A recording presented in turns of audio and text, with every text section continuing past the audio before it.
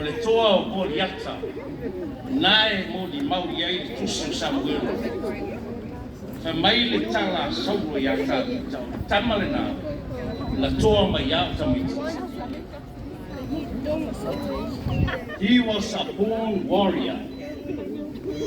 Goliata ai e tau malisi ko toa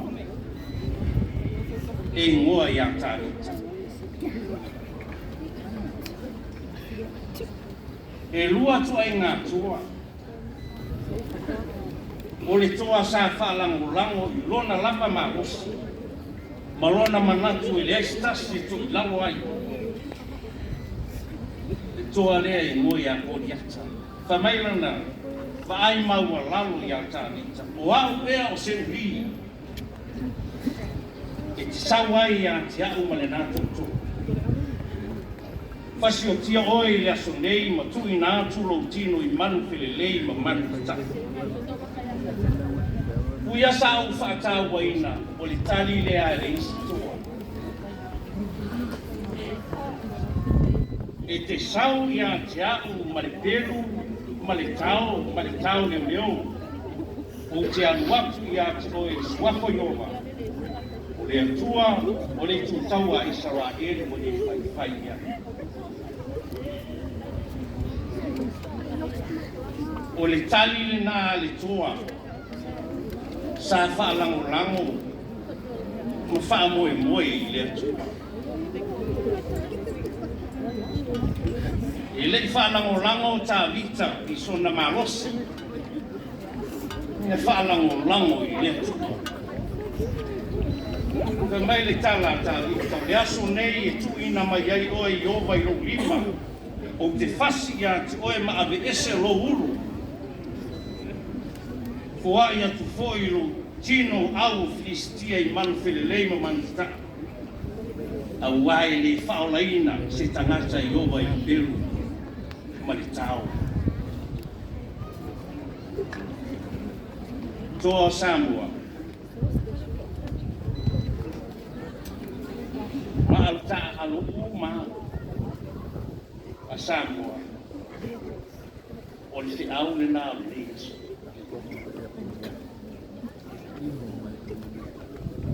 So stasia e fai masui o Samoa tama teite tama tina o tau toa leanga e whaalango Samoa i le atua o le whaavai fo ina na tua e tātou tua a ka oto mai tia Samoa e whaavai i le atua whaalango i le atua whaamoe i le atua fa mai sisi ngā o le tau sanga le dei Olo ave ia le nā tali tonunga. Sail with faith. Samoa fo lau pea i whātua tua. Tali tonu i le tu. O le tua. O le tangata e sa ili malo. O le tua. O le tangata e osi tauranga i le atua i le alofa. Lona ola ma lona malosi. E wale ta moringa ale atu. Au ta alo mai se tua Samoa le nias. I se temi ona malele lea ma Samoa tai o le atu. Ai tau ie na o whapea. Wa malie tua. Kālo le ta. Se o tātou ta. Eri iero mātu. Pa moe sa ta oto atu i atu. Le nei tae au. Aleluia whaafiteite. A mātou mawhau fōi le nei tau sanga i maranga umi. Tele whita mi whainta whasoi. Tani tonu. Wa e malo whaivo Samoa i le nei mai tau. I lo wanga le nei o malongo. Whaakitai le soifua osi tāuranga o alo ma whanau le atu. I so se whaanga tama maso se ta'alonga o whenga ia. I le lātou sa i ngā mālo, o wāle tāpua i ngā Samoa mo tanga te whawhitei. Manuia Samoa ma iona au se i o iona i. Whawhitai le tua, i mea umawa e whaia ta pena Samoa. I lo mātou. Whamangalo mailo o tunuu mai mātou i nei asu. A wai tene i o mātou se maniana i. A le wala au, fio mai alo ngā. Tātou fia whaatasi ma lo ngā. A whamanatu ai e Samoa, le nei vai tau aso fia. I lo file mu, ma lo alofa tele mata. Se taimi se tu waso e taape le filiari, ma foi atu inu ma ainga.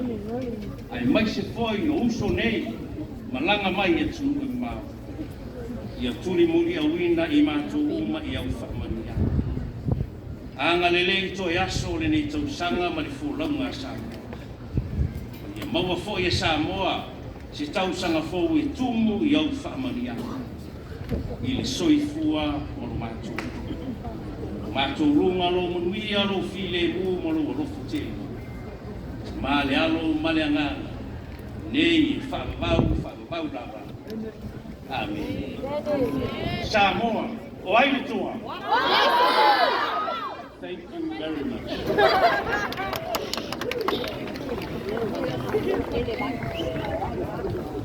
Malo te pena i la sunga tasi tanga rena ko la sunga fo ma si se ki sai me llama Yota por el talo le fiona tu mai pa mia mi se foi capineta mar malo e vesi sa mo de ya su e mana pela usa o wale se au fo la mar au mo mau ta le ya su riso sa ni tato malo ia lo fa mal e te fa mal wa ia ngai no ngota la le ta tu fa sa ngai wa ia ngas pasesi o le tai nei o te vala watu malanga fa alo i la ofionga e tamaitai pale mia, la ofionga le sao le whapitu.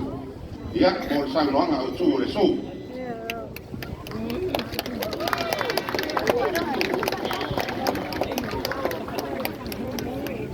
Ia, e whātaro whātu i le tapoinga sa mo le tai au. Ia, se whai mai se sao o le tapoinga. Le au amata tua le pesi.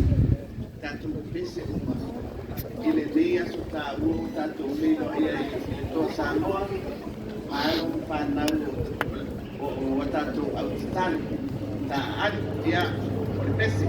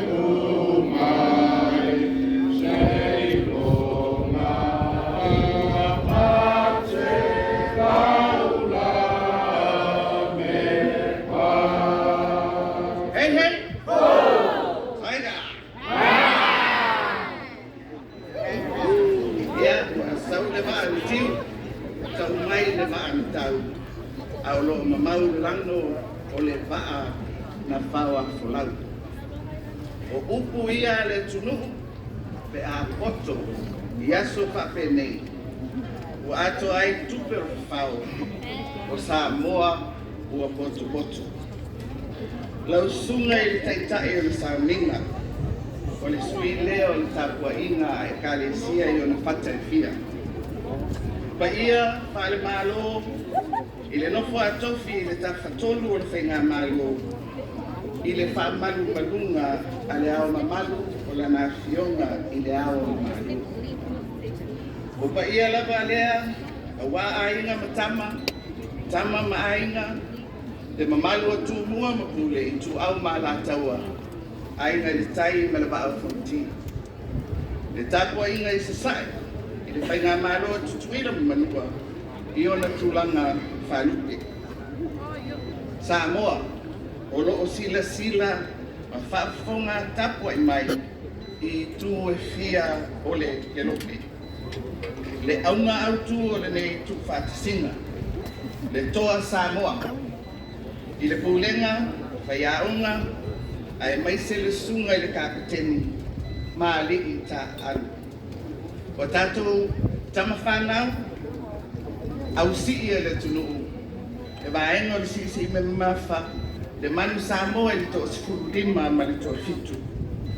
O tātou tama whanau, o ave fua Samoa, i ta alonga ale lalangu.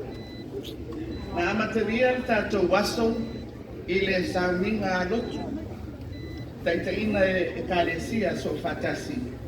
E si i aile vi inga ma le whaanetanga i le tua o le whaawai ai le malo Samoa. E whaafo i atu i a te ia. Le whaafutai i lana tausinga whaiwhai pēr mo Samoa. O le manatu au tū o le au fola i le nei tai au. O le atua o le fuatau lunga o Samoa. God is our banner. Amen?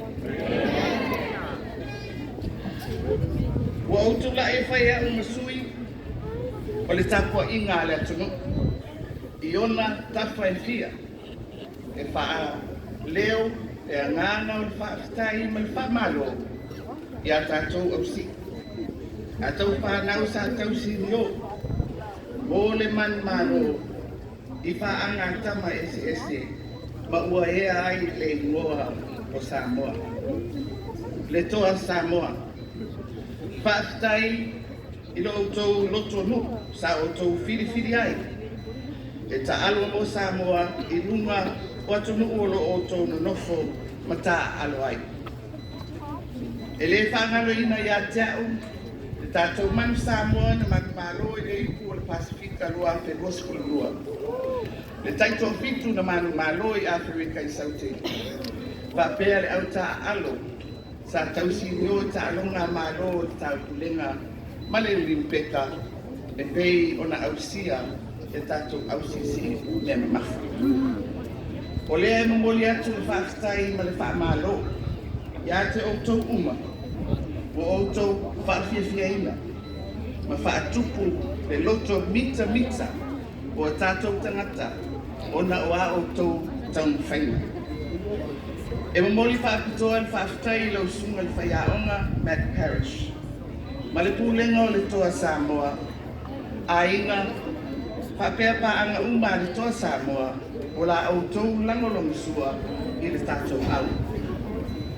O ta alonga, i langolango tele i le whausia ina o malo. E ala lea i le whaatupuina o langona o le mita, ai maise o le loto ngatasi, whaale atunu. Ma se tātou whaasa o ina le nei whaamatalanga, a o whaia le tāwirusanga o le ipo lalangi, i le awhi i se lau i tasi e iuni le kupi. Le sa tātou mata ai i le screen, i le tasi, i le apie park, i lunga o le bao, i le babeau. O le ipo lalangi o la katiliki le muafe, kuasfutua. O futuama e atu nei. Na tātou mōli mawina e le si itia o le nei langona mita ma le loto ngatasi i o tātou tangata Samoa. E le ngata i lea, a ua whaalau i loa atiri ai Samoa i le lapulangi. O se na whengata ngā kuenga whaamaketi le ua lango e le tātou au le nei. O nei whaamanuanga i ta alonga a tātou tama whanau. O se swinga mata mo fia nei moa. Ma tai o le tunu. tainane o tātou langona uma. Awa, talu mai le tolu tau sanga wa tuanai. Tātou whia ngai manu tau o misel. O le pōwite. Ai mai se fōi o whainga tā i upu whai o mālo. A o lea, ua au mai tau ma whainga i tā alonga tātou tamawhanga. O tātou tangata i le laulangi. E tutui o tia fia whātasi. Sa o tia le loto, a o mata atu i lunga o venga te whailangi. I le o mai whātasi o tātou tangata anu. O loo au maui atu nui whafo whape i nei Samoa. E lango ma tākua i a tātou tama. Ma o te tari tonu. Sa whapea le langona mo so se Samoa lau. O solo tā abale. O wila.